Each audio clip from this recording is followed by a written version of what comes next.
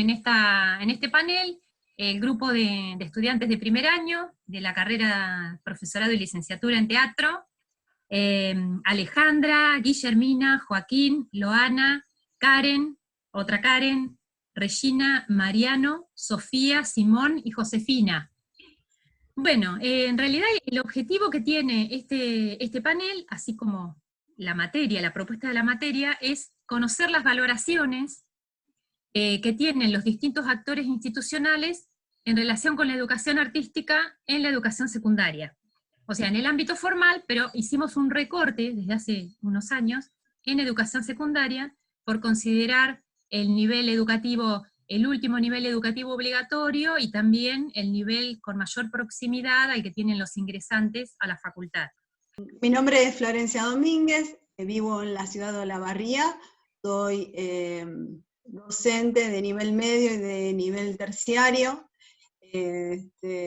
trabajo también en nivel inicial, y bueno, ya hace aproximadamente 18 años que estoy en la docencia, y fui alumna de Cristina, fui estudiante de la carrera del profesorado de teatro de Tandil. Y en el panel venís en representación, digamos, de una institución que a nosotros nos interesa, que es el secundario. Bueno, yo soy Melina Oiz, tengo 33 años, soy profesora de artes visuales de Azul, trabajo en escuelas de Azul, en primaria y en secundaria. La mayoría de mi carga horaria la tengo en secundaria, y es lo que más me gusta. Por otro lado, también trabajo en la educación no formal, en talleres, y soy productora visual también, que para mí tiene mucho que ver a la hora de dar clases, o sea, de generar contenido para mis estudiantes. Lo relaciono mucho con mi producción también artística. Bueno, mi nombre es Nadia Baeza, yo vengo de Santa Cruz, van a ser 8 años que estoy en Tandil, y me gradué en Santa Cruz como profesora de música. Vivo en Tandil, tengo mis horas en Tandil, pero en nivel secundario.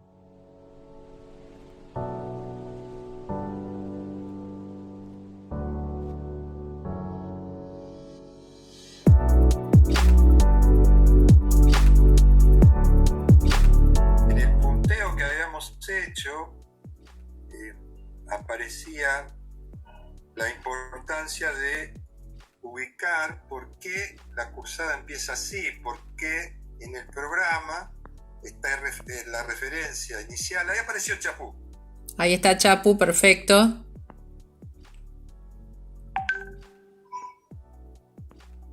Sí, ahí está. Ah, pero le sale tachado el micrófono.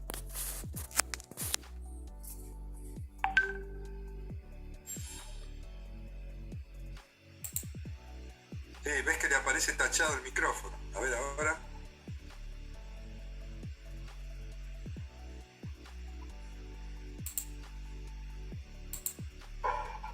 Ahí deberíamos escucharnos, Chapu.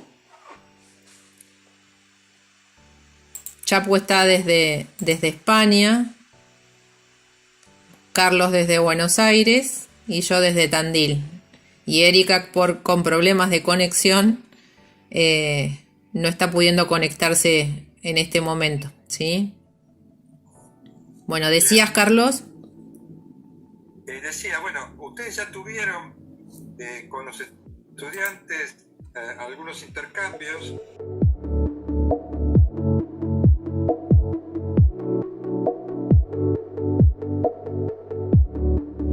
Este pequeño video intenta acompañarlos a ustedes en el uso de la plataforma en el marco de la cursada de dinámica de grupos, ¿sí? Tienen las funciones básicas de las tareas que pueden desarrollar dentro de la plataforma, ¿sí? Ahora les voy a contar un poquitito cómo nos organizamos en el caso de dinámica de grupos, ¿sí? Yo ahí entré a segundo año. Bueno, acá van a encontrar una primera parte, que es una primera parte general, en el cual tienen material audiovisual, bibliográfico, programas anteriores, ¿sí? Acá piensen que el material bibliográfico es como una gran biblioteca.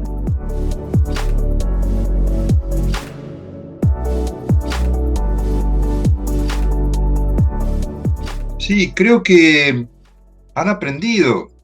En realidad todos hemos aprendido a los golpes, a los cascotazos, a los zooms, a los cortes de la conectividad. Pero además de aprender eso, con mucho esfuerzo, con mucha reticencia, lo digo de lo personal, bueno, sí, tal vez tuvimos que reacomodar la cursada, también en cuanto a todas las actividades que se van haciendo, poniendo un poco el eje en otro lado, ¿no es cierto? Por eso también esto de las entrevistas, yo creo que es una experiencia muy valiosa, ¿cierto? Y que en cursadas anteriores, sí, se ponía más el eje en la observación y la entrevista acompañaba, ¿no? Bueno, acá tomó, digamos, un protagonismo fuerte. Y lo que me parece, habiendo visto los avances de los trabajos y un poco esta panorámica de la entrega final, es que también se pudo dimensionar de otra manera lo institucional, que muchas veces quedaba como una especie de pintura del paisaje, ¿viste? ¿Por qué? Porque estaban tan metidos, ¿no? Digo, en otras cursadas, tan metidos con la observación en el grupo, con la coordinación, con esto, con lo otro, que, claro, se les quedaba lo institucional ahí por el camino, ¿no? O apenas podían relevar algunas cosas, ¿no?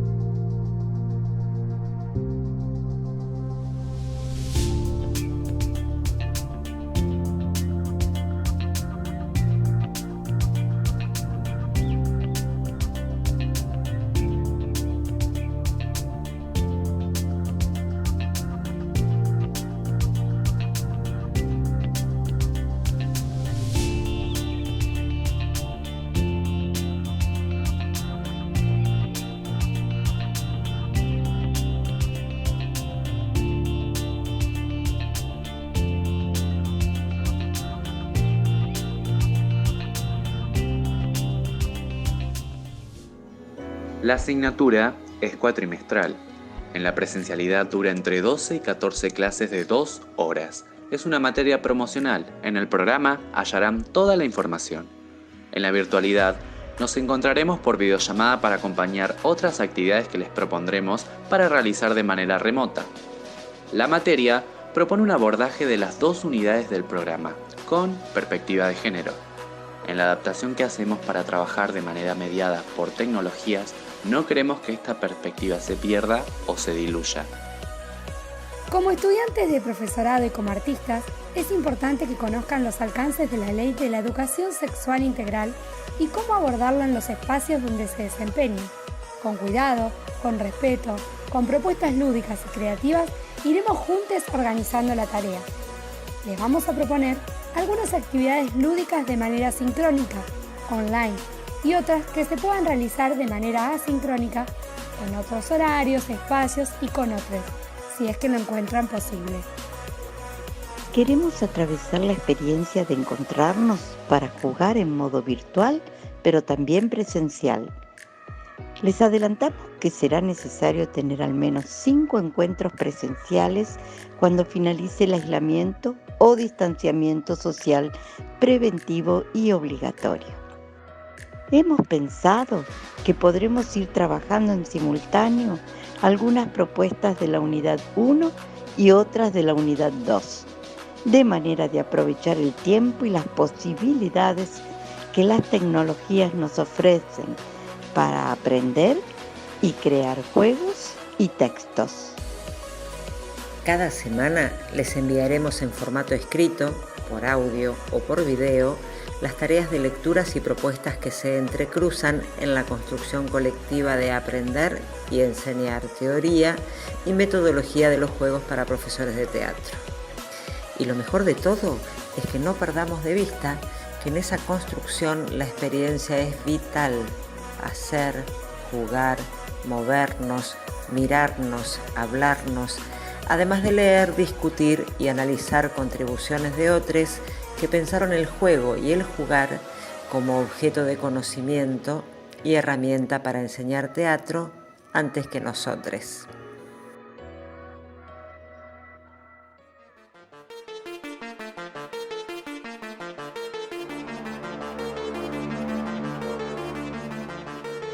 Durante 2020 la incertidumbre acerca de cómo realizar la cursada de manera remota o mediada por tecnologías fue mermando una vez que pudimos encontrarnos sincrónicamente en las pantallas.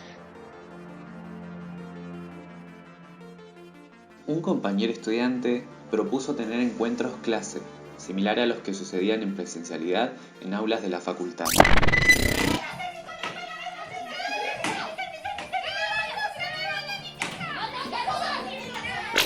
De esa manera, replanteamos la metodología de trabajo y realizamos encuentros sincrónicos cada semana. Allí, los estudiantes, en parejas o en pequeños grupos, pudieron coordinar secuencias lúdico-didácticas. Propusieron juegos para realizar en videollamada que permitieran explicar a los compañeros algunas categorías referidas al juego como objeto de conocimiento y como recurso didáctico para enseñar teatro. Así pudimos desarrollar parte de la cursada de manera remota. En 2021 acotamos los encuentros presenciales a 3, de 3 horas cada uno, donde los estudiantes pudieron transitar la experiencia de coordinación de clase de manera presencial, cuidada, donde poder jugar y reflexionar. Podemos ir probando distintos tipos de alturas de la voz, la forma de hablar, de gesticular, sin esta ciudad. El propósito de construir conocimiento específico y propio sobre fenómenos lúdicos y su relevancia en la formación de artistas y profesores de teatro fue posible. Adecuamos el trabajo de manera colaborativa en diversas plataformas y formatos. Todo el grupo tuvo la oportunidad de coordinar juegos, realizar el parcial integrador con formato podcast y crear textos dramáticos a través de la adaptación de cuentos. Deseamos una cursada presencial 2021, pero si esto no fuera posible, La experiencia de la cursada 2020 nos entusiasma convidarles a encontrarnos virtual o en presencia. Para aprender y disfrutar jugando y debatir la relevancia del juego en la vida de las personas y su incidencia en la construcción de identidades diversas. Hola, soy Marcela Bertoldi, profesora y licenciada en Ciencias de la Educación. Hace 16 años que me desempeño en mi tarea como docente en esta asignatura didáctica general y especial del juego dramático. Este año es un año particular donde vamos a tener que reinventarnos, por ende vamos a utilizar este espacio virtual para poder comunicarnos y desarrollar las clases.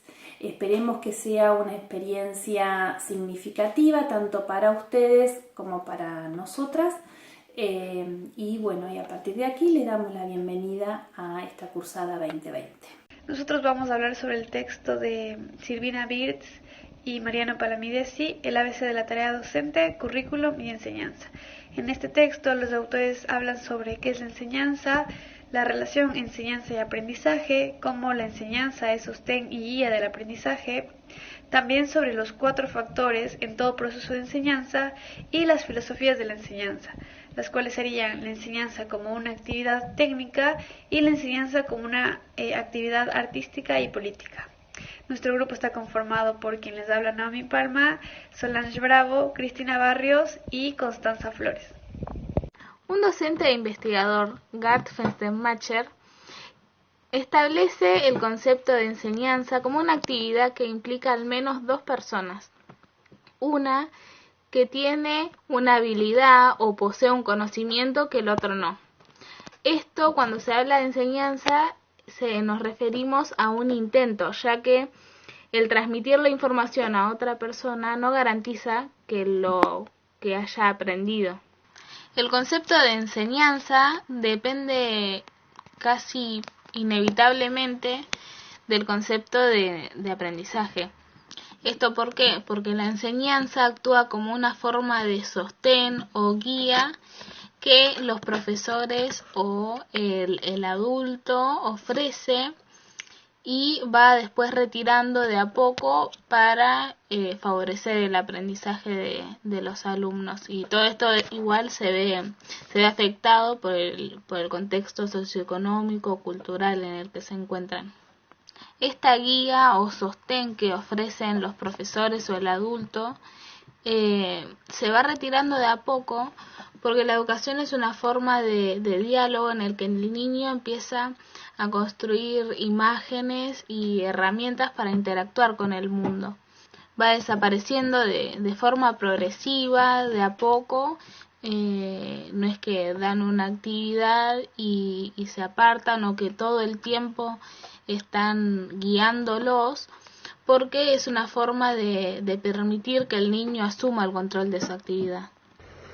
Todo proceso de enseñanza implica 4 factores: el aprendiz, el enseñante, algo que construya un problema para que el aprendiz necesite la ayuda del enseñante, y un contenido que resuelva el problema. Estos 4 factores interactúan en forma dinámica gracias a un proceso de comunicación. En la didáctica magna de Comenio, la enseñanza está caracterizada por 4 dimensiones. 1. La homogeneidad de la población escolar a la que va a enseñar. 2. La verdad del contenido a enseñar. 3. La serie o pasos o reglas que componen el método. Y 4. El cumplimiento de los pasos para llegar al éxito. El éxito sería la modificación de los alumnos. Estas 4 dimensiones sostienen todo el planteamiento, no solo de la didáctica magna, sino de la mayor parte de la propuesta de enseñanza que han existido hasta la actualidad.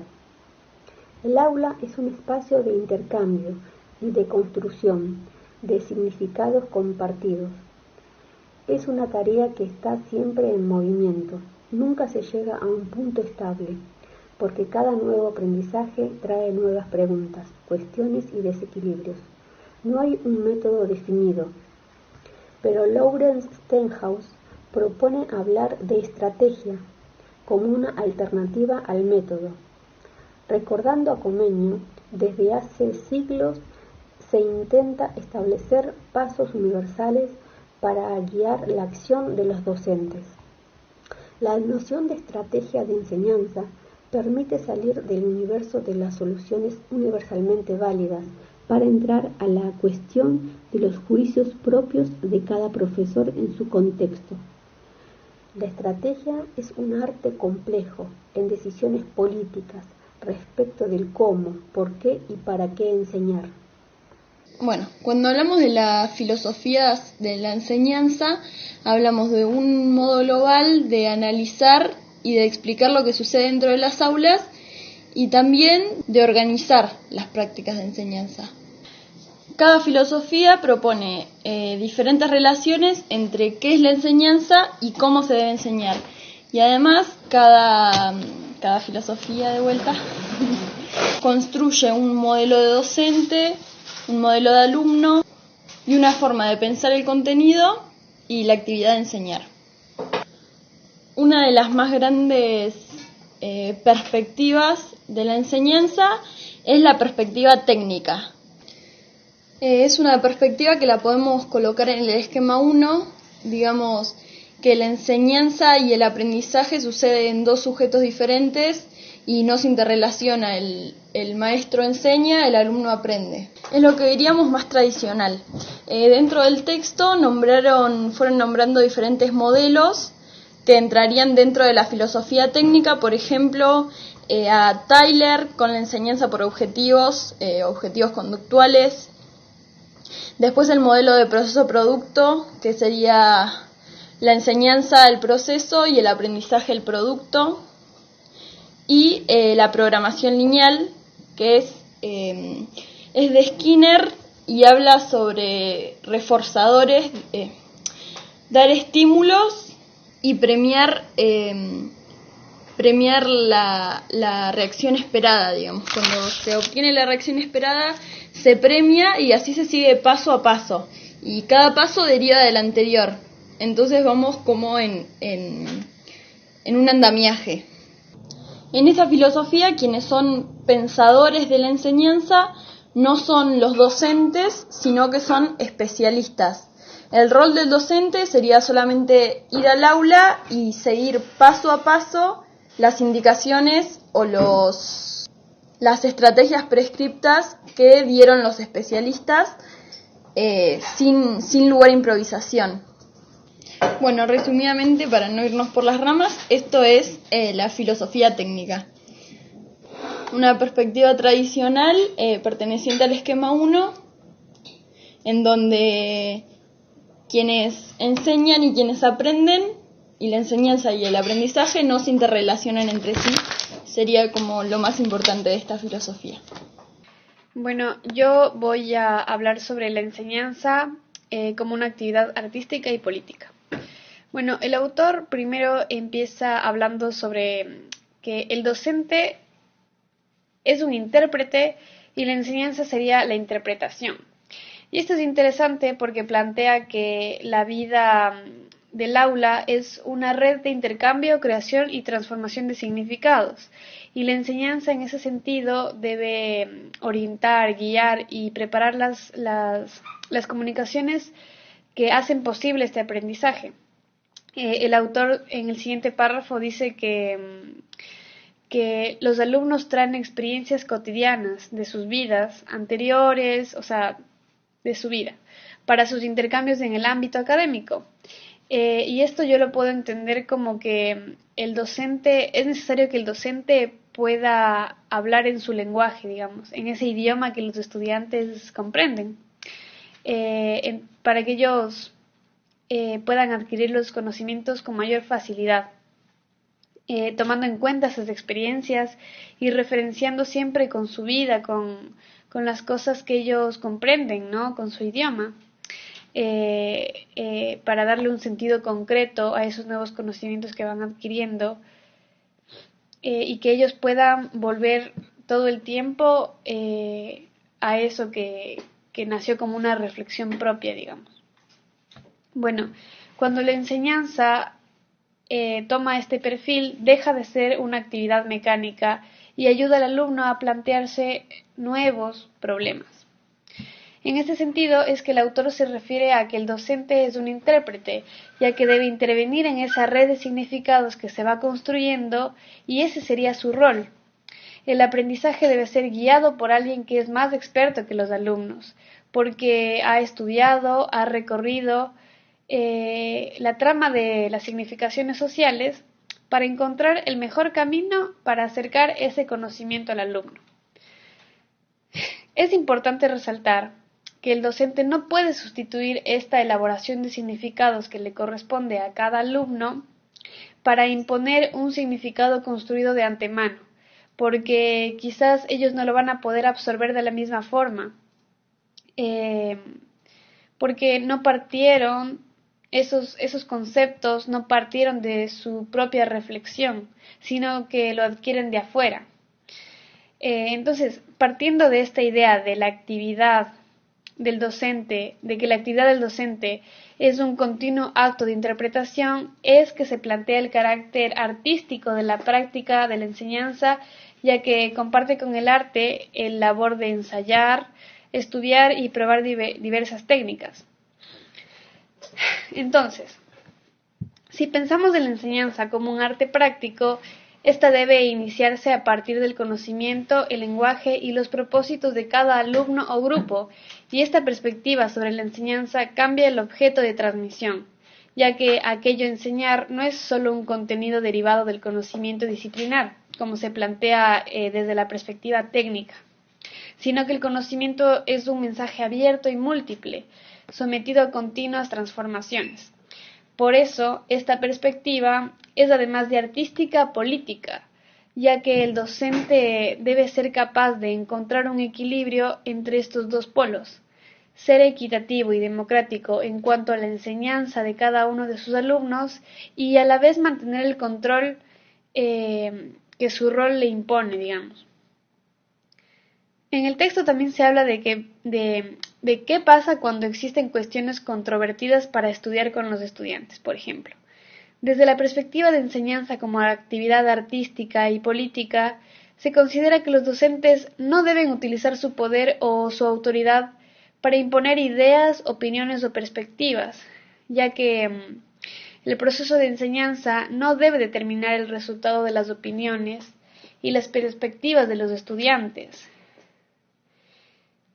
Dicho simplemente y como un ejemplo, la democracia no se declama, sino que se practica, esto dice el autor, y tiene que ver directamente con concepciones éticas sobre la educación.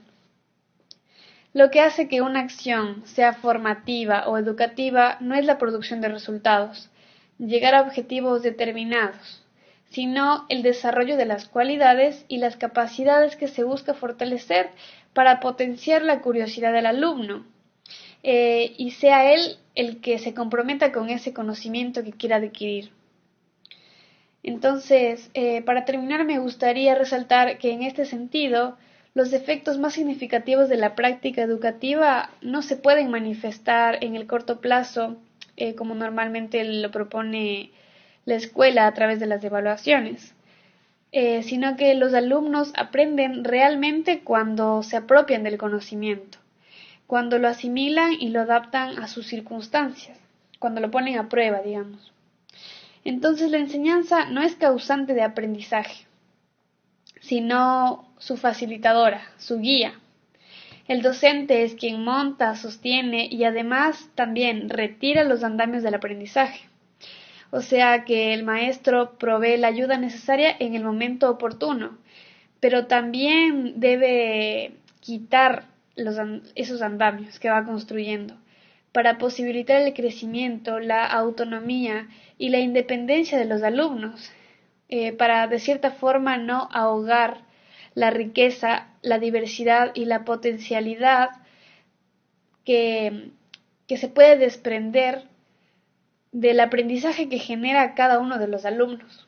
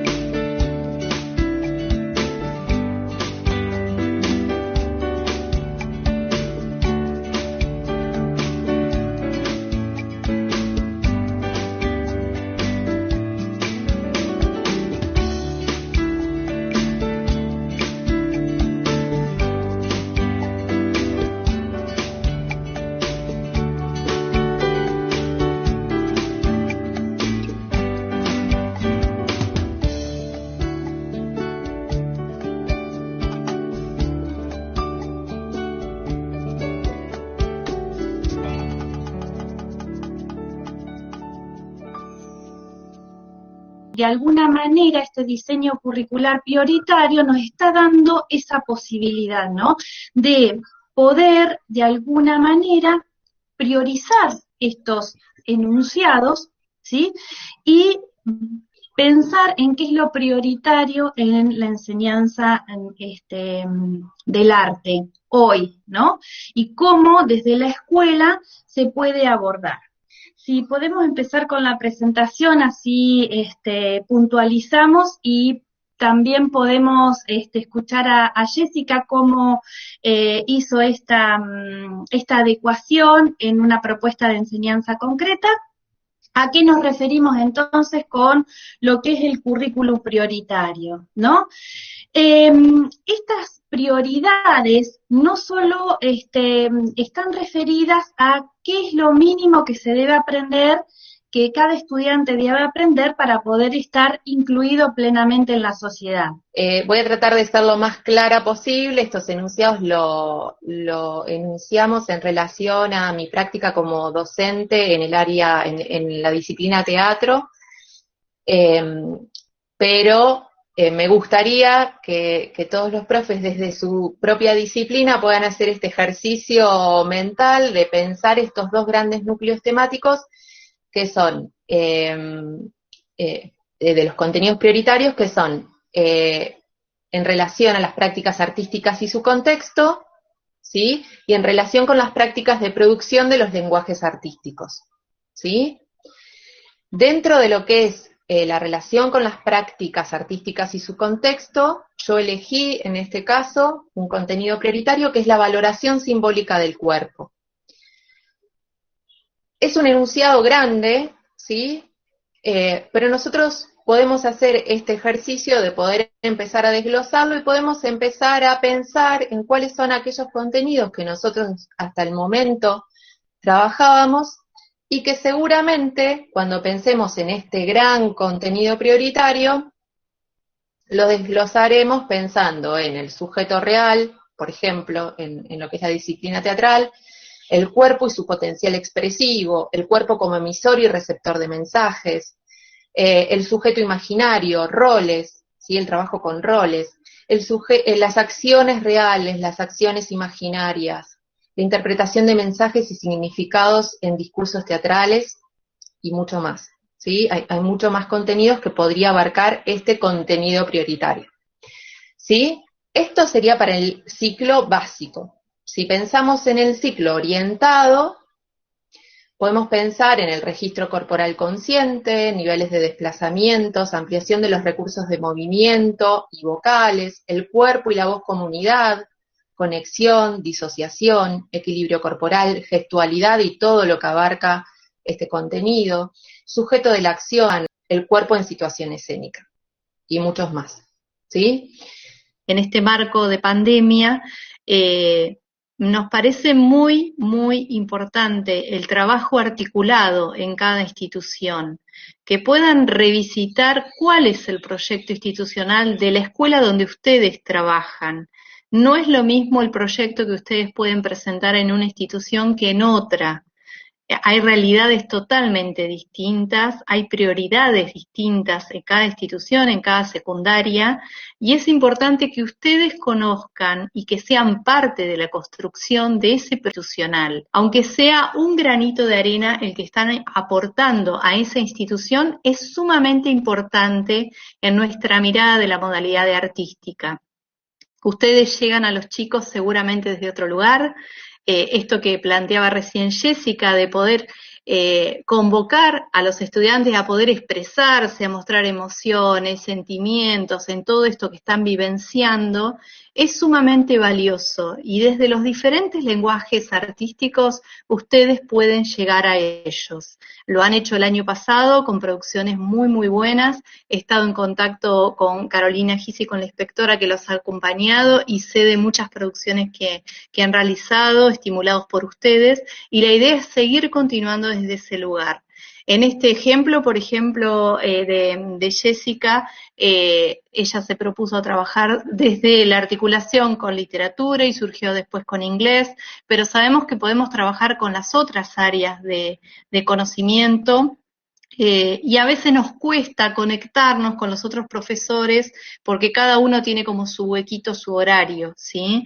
Entonces, tratar de llegar a través de las reuniones institucionales, de conocernos, de saber con qué pares estoy trabajando, en el mismo curso que doy clases, con qué otros docentes estoy, con mis pares de otros cursos. Bueno, de esa manera, primero con la comunicación y con el conocimiento, podemos proyectar y planificar en conjunto. Y obviamente con estas herramientas que tenemos en este momento, que como decía Marcela, es el momento indicado para poder llegar a conocernos y a trabajar en conjunto en esta selección de lo que se venía trabajando anteriormente, ¿sí? La asignatura práctica de la enseñanza se cursa en el tercer año de la carrera de profesorado de teatro y cierra el ciclo pedagógico de la titulación intermedia, profesorado de juegos dramáticos. Dentro del modelo curricular por asignaturas, aún vigente, se procura abordar las problemáticas educativas con una fuerte articulación entre la fundamentación teórica y la práctica situada. La asignatura está concebida como una instancia de integración teórico-metodológica de los aspectos conceptuales y técnicos elaborados en las asignaturas pedagógicas y del área teatral. Desde los fundamentos del programa de la asignatura, se entiende que la práctica docente requiere tomar decisiones coherentes y flexibles a partir de principios educativos claros, que permitan adecuarse a una gran variedad de situaciones y que garanticen la versatilidad para desempeñarse en contextos diversos. Dicha adecuación, junto con el sostenimiento de los valores centrales de la educación pública, constituyen articulaciones fundamentales para actuar en contextos de imprevisibilidad, contingencia e incertidumbre propios de los nuevos tipos de instituciones y situaciones, lo que requiere una diversificación del trabajo pedagógico. Estos fundamentos posibilitaron, no sin dificultades, repensar y readecuar contenidos, metodologías, formatos y recursos para el desarrollo de la asignatura de manera remota o mediada por tecnologías. Entendemos que la práctica docente es una práctica social y profesional que representa su función social, humana y política en el marco de la enseñanza. Podemos pensar que no todo oficio es una profesión, sino que un profesional toma decisiones a partir de conocimientos previos, elaborando soluciones para las cuales tiene que disponer de datos basados en el saber especializado y en el saber experto. Estos saberes se van completando en los espacios de formación y en los espacios escolares junto a otros colegas. El trabajo de enseñar se va construyendo básicamente y de forma artesanal en el día a día, paso a paso. En tiempos en que la enseñanza se complejiza, si bien es necesario sumar a la formación nuevos conocimientos formales, dotarlos de mayor complejidad y profundidad, también se requiere poner aquellos saberes de la experiencia que aluden a lo particular, a la creación y a la experiencia en lo que se hace, que no deja fuera la afectividad, que nos convoque a construir colectivamente saberes y a poder materializarlos en los espacios educativos, que nos acompañe, que nos conduzca, que nos enseña a enseñar en el marco de las nuevas sensibilidades culturales. En el escenario inicial de incertidumbre en contexto de distanciamiento social, la cuestión primera y central fue la construcción de vínculos para sostener la continuidad pedagógica y acompañar los trayectos formativos de los practicantes. Fuimos conscientes de la inviabilidad de equiparar los encuentros presenciales con la comunicación remota, y por ende entendimos que no sería posible trasvasar las propuestas pensadas para la presencialidad a formatos digitales de la virtualidad. Tuvimos que acomodarnos y repensarnos. En este sentido, consideramos muy relevante que los estudiantes del profesorado, con creciente autonomía, pudieran reflexionar colectivamente acerca de los sentidos y las implicancias de los perfiles y roles docente, artista, investigador en estos tiempos de pandemia. Por supuesto, consideramos un aspecto al que prestar especial atención, resultante de las diferentes posibilidades de acceso y uso a herramientas digitales y conectividad, tanto de docentes como de estudiantes, que nos llevó a desplegar diferentes estrategias para sostener y acompañar el trabajo remoto.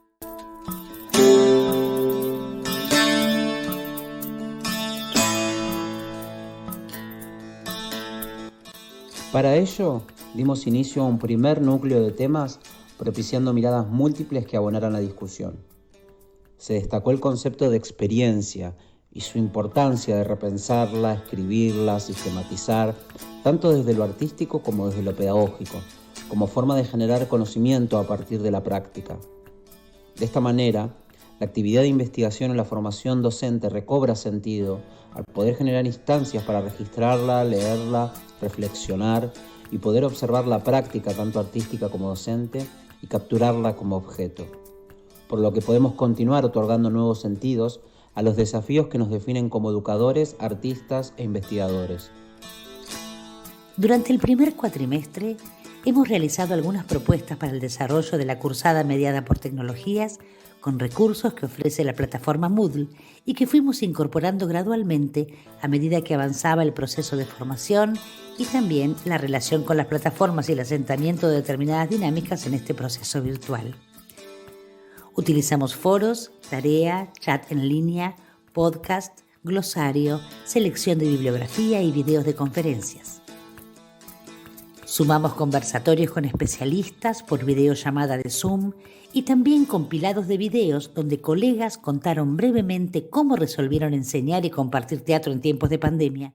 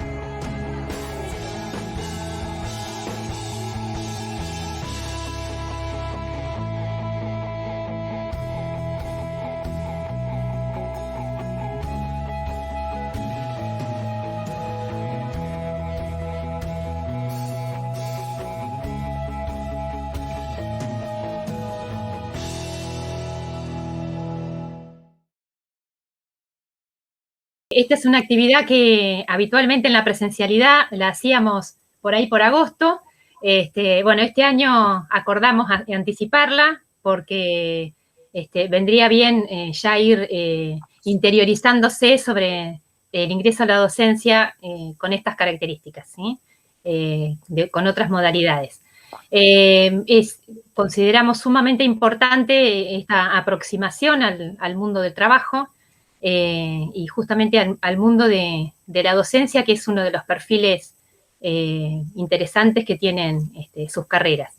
Así que, bueno, muy agradecida al espacio de Secretaría de Asuntos Docentes y a Coordinación Académica y a Secretaría Académica y a todos ustedes por la presencia. La idea era hacer esta charla un poco informativa que nos va a ir aportando Celia desde su especificidad, para que todos estén sabiendo un poco cuáles son las características que tiene este mundo, que para algunos de nosotros es bastante conocido, pero para otros puede resultar ajeno y a veces genera ciertas incertidumbres o representaciones o cosas que uno va escuchando que pasan, y bueno, cuanto más información tenemos y más dudas nos podemos sacar, siempre uno está más tranquilo al momento de poder acceder a un cargo docente, que para muchos son las primeras experiencias laborales. Bueno, la forma de ingreso a la docencia tiene particularidades. Una de las particularidades son los listados oficiales, digamos, y que tienen un nombre que ahora después los vamos a especificar. La difícil cobertura, que eso más que nada se organiza o se lleva a cabo en esa modalidad cuando no hay, cuando se agotan los listados oficiales. Y, bueno, esto que decíamos hoy, el ingreso en la toma de cargos docentes en este contexto de pandemia, y lo que tiene que ver con el trayecto de formación docente para la carrera, por ejemplo, en nuestro caso, en nuestra facultad, la carrera de realización en artes audiovisuales, que al no ser una carrera docente, requiere para estar en los listados oficiales un complemento del trayecto docente, ¿sí?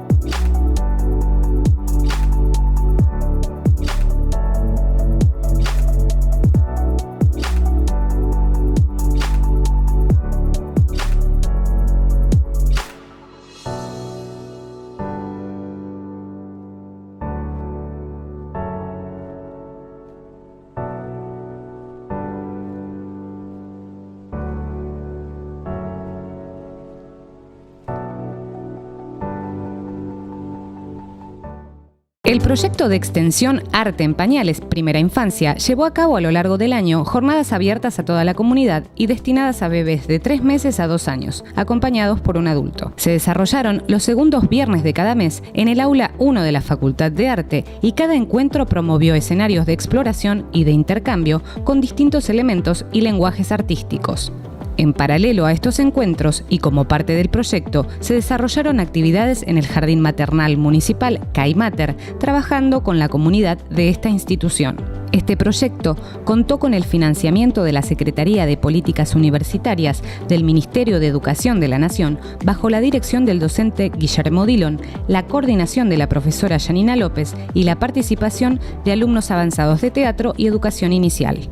Una satisfacción muy grande el terminar un primer año de este proyecto que fue creciendo junto con la tarea de la docencia, junto con la investigación, y realmente para nosotros que trabajamos en la universidad hace mucho tiempo, que se vayan cerrando estos círculos es súper importante, porque esta cuestión de todo lo que vamos viendo en psicología evolutiva con el desarrollo del niño, ponerlo en el cuerpo, hasta cuestiones que nos contradicen lo que están en los libros, y después la cuestión de lo social, ¿no? De poder encontrarnos con los niños reales, con el disfrute también de lo que estudiamos, del arte, y el encuentro también, que la Facultad de Arte esté en la sociedad, que esté en la plaza, que los chicos, a mí me encantaba que los chicos entren a la facultad.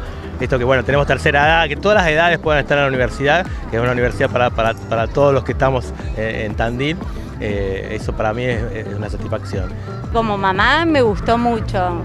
Bueno, Lola no va al jardín, entonces me pareció que es un buen espacio para que empiece a interactuar con otros nenes, ver ella cómo se va movilizando, cómo se vincula, y sí, es una experiencia hermosa y yo la verdad que la recomiendo.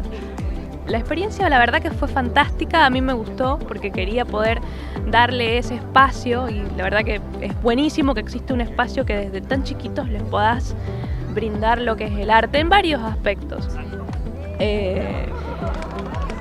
Después, qué bien Renata, ahí la forma en la que se empezó a mover, que empezó a tener sus primeros vínculos con otros bebés, con otros chicos más grandes. La verdad lo que me gustó era la interacción con otros bebés, ver cómo se manejaba con los diferentes juegos y cosas que les proponían. Bueno, ella era muy chiquita, recién ahora interactuó un poco más, pero la verdad que fue re linda la experiencia. Al bebé le gustaba encontrarse con otros niños, mantener el ir, y como no hay muchos niños chiquitos de ese tamaño cerca, entonces es muy interesante compartir con ellos, muy interesante. Bueno, nosotros, Janina es nuestra profe y fue la que nos convocó al proyecto. Desde la Cátedra de Psicología Evolutiva, para participar recién nos incorporamos este año y fue algo nuevo que no habíamos experimentado nunca, y la verdad que estuvo bueno porque además de eso, o sea, la mirada que tienen los chicos de teatro, nosotras podíamos, incorporar sus conocimientos y nosotros los nuestros. Y tipo fusionar todo lo de los dos. Y además desde una mirada más comunitaria con las familias, eso está bueno para el vínculo. Sí, porque tampoco acá en Tandil hay lugares así para que estén los papás con los bebés y puedan jugar o estar un rato, que por ahí lo que hablábamos, que uno de los fines del proyecto era como que eso se repierde ahora, que los celulares y todo, y acá pueden jugar y eso, y estar ellos dos, claro. Lograr de nuevo el vínculo y la mirada entre ellos.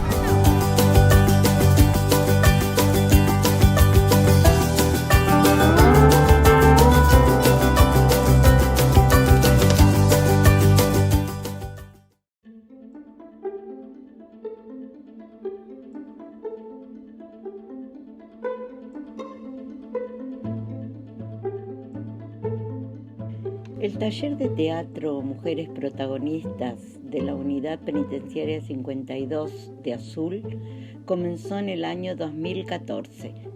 En ese momento, 2 profesoras de teatro, docentes de la Facultad de Arte de la ciudad de Tandil, viajábamos cada 15 días a coordinar el taller.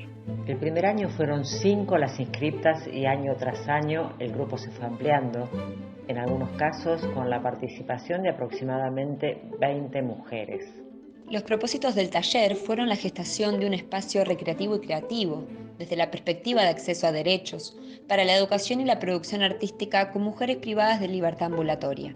Todos los años, desde 2014 a 2019, las mujeres protagonistas produjeron montajes escénicos de textos de autor o de creaciones propias. En el año 2020, la pandemia de COVID-19 interrumpió la presencia de la universidad en la cárcel y con ello la suspensión de los talleres de artes, hasta el mes de mayo, cuando se autorizó el uso de dispositivos móviles para la comunicación. Bueno, yo también, la misma situación que las chicas,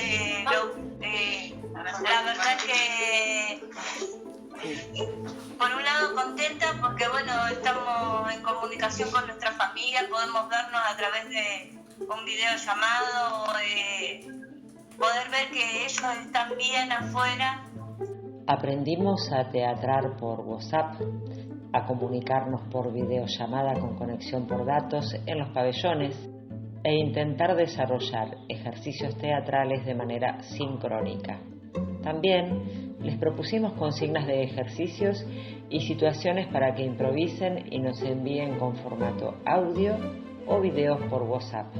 En diciembre de 2020 pudimos realizar una muestra de trabajos a modo de cierre junto con el taller de cine y reflexionar sobre logros y dificultades para sostener los encuentros mediados por tecnologías. En el 2021 el taller pudo continuar de manera remota, con la posibilidad de desarrollar encuentros por pabellones con las participantes concurriendo al salón de usos múltiples y conectándonos para actividades sincrónicas mediante videollamadas, utilizando ya no los teléfonos móviles, sino dispositivos de mayor tamaño, como tablet o notebook y conexión a internet por cable. Resulta especialmente destacable la valoración atribuida al taller por parte de quienes pudieron participar. Nos sorprende a nosotras mismas lo que nosotros pudimos hacer también, como ustedes darnos un apunte de trabajo, ¿no? Porque es un trabajo, una responsabilidad y llevarla a cabo. Y también el compañerismo entre todas, siempre juntas, siempre poniéndonos de acuerdo para hacerlo. Salió mal, lo volvemos a hacer. Era la intención de que salga bien y prolijo. Y al verlo de este lado es como hicimos un proceso más avanzado de lo que estábamos al principio. Y podemos dar más, obviamente. Sé que podemos dar mucho más. Todavía nos falta mucho más porque es inmenso la dimensión del teatro como el de cine. Es igual, es inmenso. En 2021, el taller de mujeres protagonistas se desdobló en dos. Y de esa manera, en parejas pedagógicas, coordinamos los encuentros por videollamada de alrededor de 1 hora todas las semanas. En uno de los grupos se sumó otra docente asumiendo el compromiso de quienes nos formamos en la universidad pública de trabajar en contextos de encierro para ampliar accesos a las artes en las cárceles. Me sumé al proyecto en 2021, en un escenario que era encierro dentro del encierro. Fue todo un desafío. Los encuentros con las chicas son semanales y virtuales para 3 pabellones. Armamos un grupo de WhatsApp con la intención que se sientan acompañadas y para que puedan disipar dudas al momento de realizar una escena. También les compartimos consignas de trabajo y videos a modo de ejemplo. Esta es una experiencia muy transformadora para todas. Seguiremos trabajando en pos de la libertad creativa de cada una.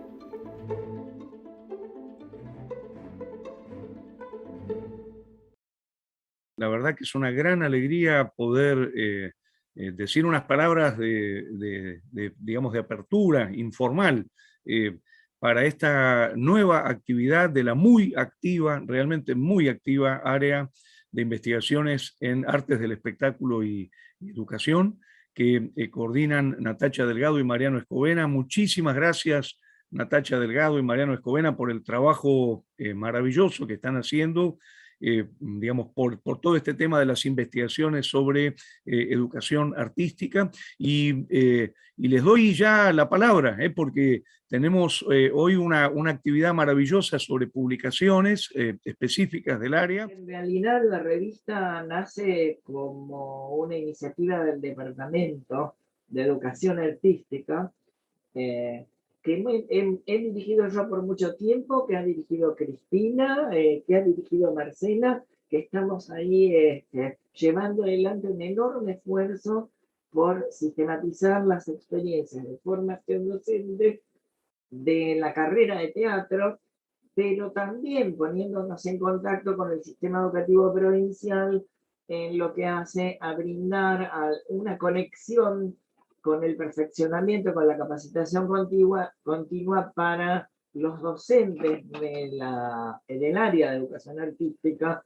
al menos regional. De hecho, la revista tiene la posibilidad de llegar mucho más allá y entonces nuestros contactos se han ampliado muchísimo, pero digo, el propósito inicial de la revista fue este contacto con los docentes de arte en la región. A mí como director me ha tocado participar de encuentros de revistas universitarias, hechos en el seno de nuestra propia universidad, que tiene muchas revistas y donde hay gente con una larguísima experiencia de edición, y no solo de edición, sino de lo que son los procesos de legitimación de las revistas universitarias, que luego contaremos que vamos en camino. Es decir, hemos podido escuchar las experiencias de colegas de otras facultades, de ciencias sociales, de ciencias económicas, de veterinaria, de exactas, es decir, el largo recorrido que hacen las revistas de la universidad. En este sentido, parte de nuestro esfuerzo ha estado encaminado a satisfacer las exigencias que tienen las revistas universitarias, por lo menos al interior de nuestra universidad. Sí, hay un trabajo muy interesante que es un trabajo académico, pero también es un trabajo de conexión con la gente. Para mí esto es interesantísimo, en el sentido de que en el área de educación artística tenemos gente que trabaja en el nivel inicial, tenemos gente que trabaja en el largo recorrido del sistema educativo. Es decir, estamos buscando intervenir y acompañar los procesos de enseñanza artística de todos los niveles. Y estamos pensando también que el área de educación artística se ha ampliado enormemente en los últimos años, de manera que ya no son solamente música plástica, teatro, expresión corporal y danza, como se amplió en la década de los 90, sino que además en este momento tenemos incluidas las artes audiovisuales, el cine, la fotografía, es decir, un amplísimo panorama de disciplinas que se enseñan a lo largo de todo el recorrido educativo. La idea es, en general, desmitificar la autoría, es decir, que todos podamos tener acceso a otros autores que son quienes están y estamos ligados o inmersos en el campo de la educación artística. Y hablo de campo y lo extiendo porque pretendemos tener llegada también, además de profesores y profesoras de teatro, como decía María Elsa recién, a gente de otras disciplinas artísticas que se han ido incorporando en estos años, también al sistema educativo. Y nos permite vincularnos con colegas de distintas provincias, no solamente de la región, sino también de distintas provincias, y también nos hemos llevado muy gratas sorpresas con la publicación de artículos de colegas de países de América Latina, y también, bueno, de España, más recientemente. Y esto nos da también una noción de la recepción, ¿sí? Además de esta idea de publicar y de difundir ideas y de poner en acción el pensamiento, de la recepción. Y también nos llevamos gratas sorpresas cuando algunos colegas nos dicen, ¿dónde estaba el artículo tal? Porque lo quiero trabajar con mis alumnos y alumnas del profesorado de distintos institutos de educación artística o de carreras, otras carreras universitarias, de carreras docentes, por ejemplo, de profesorados de primaria, de profesorados de educación inicial. Entonces ahí es donde le encontramos este circuito, este sentido al hecho de publicar y de hacer este trabajo editorial, a la acción, al pensamiento, a la difusión, que es ni más ni menos que la circulación del conocimiento. Y también poder ligarlo con las tareas de docencia. La tarea editorial es una tarea de docencia. Recién decía María Elsa, bueno, esto de atender las consultas, bueno, Marce tiene también el acceso al correo, ¿no? Y nos pone a disposición las consultas.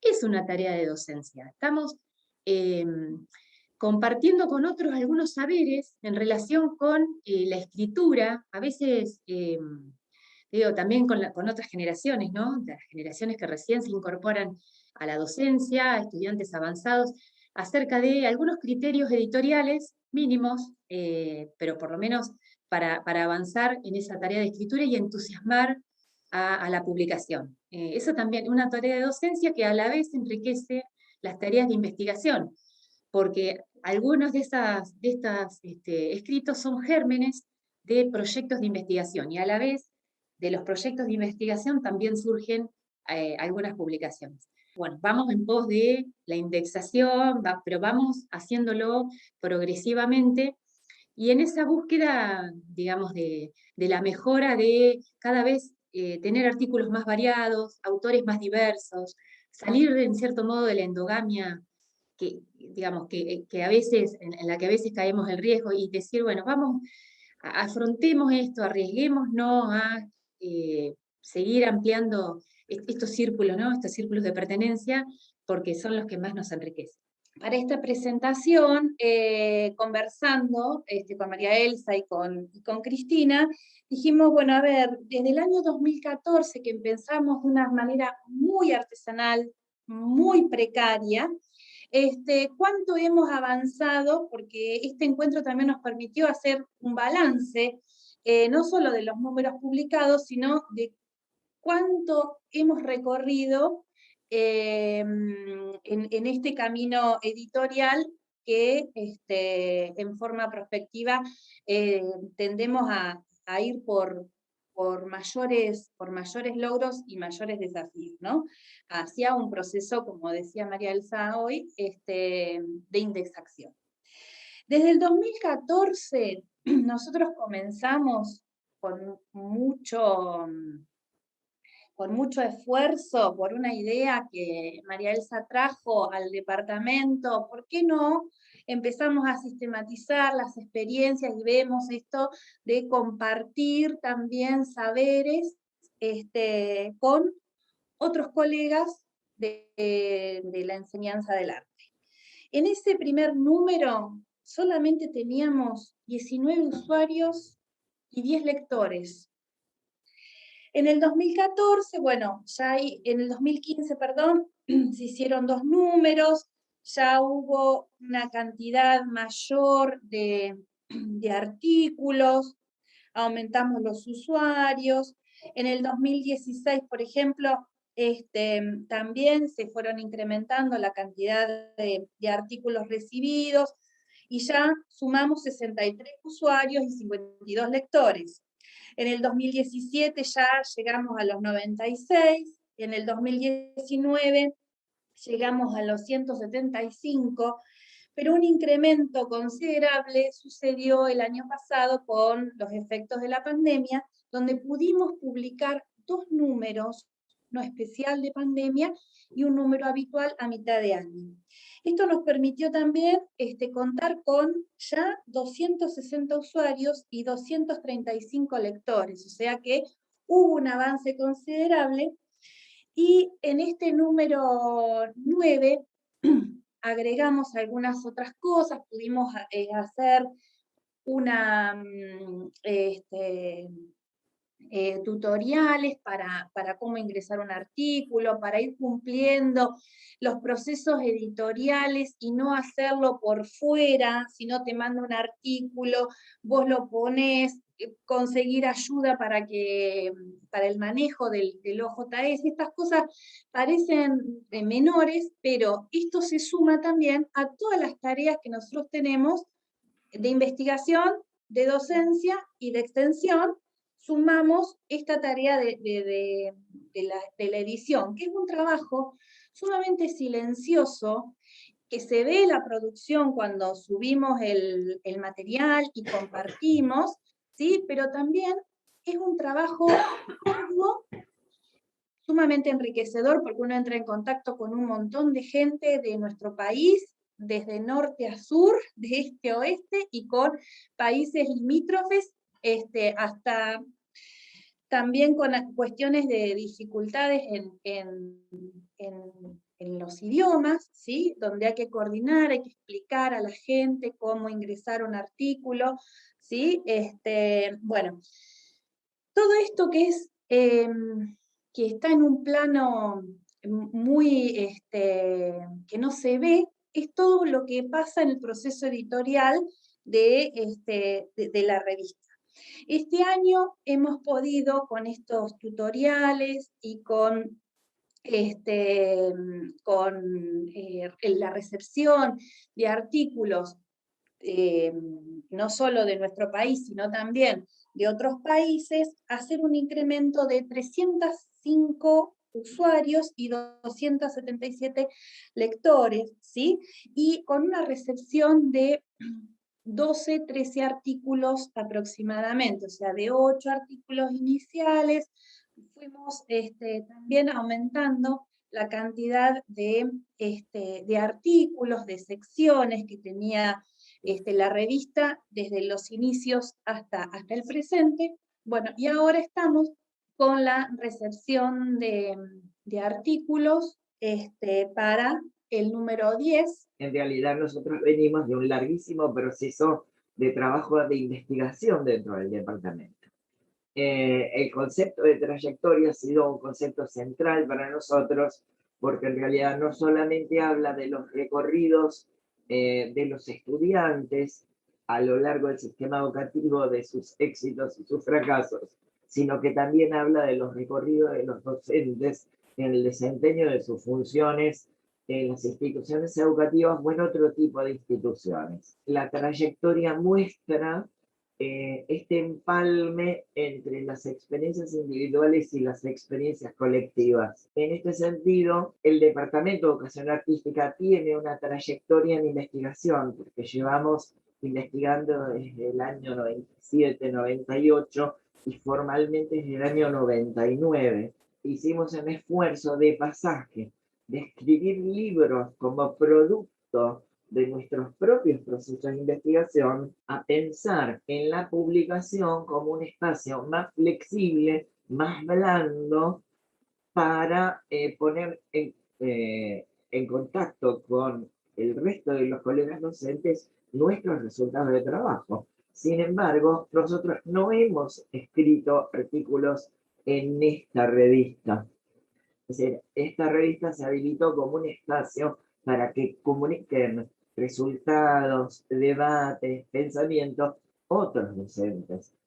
Quiero decir con esto que el concepto de trayectoria es un concepto muy importante para nosotros y que está ligado a otro concepto fundamental, que es el de práctica docente. La idea de práctica docente no es exclusivamente la de trabajar en el sistema educativo y hacer, sino poder pensar esa práctica, poner la práctica en debate y construir conocimiento alrededor de la práctica.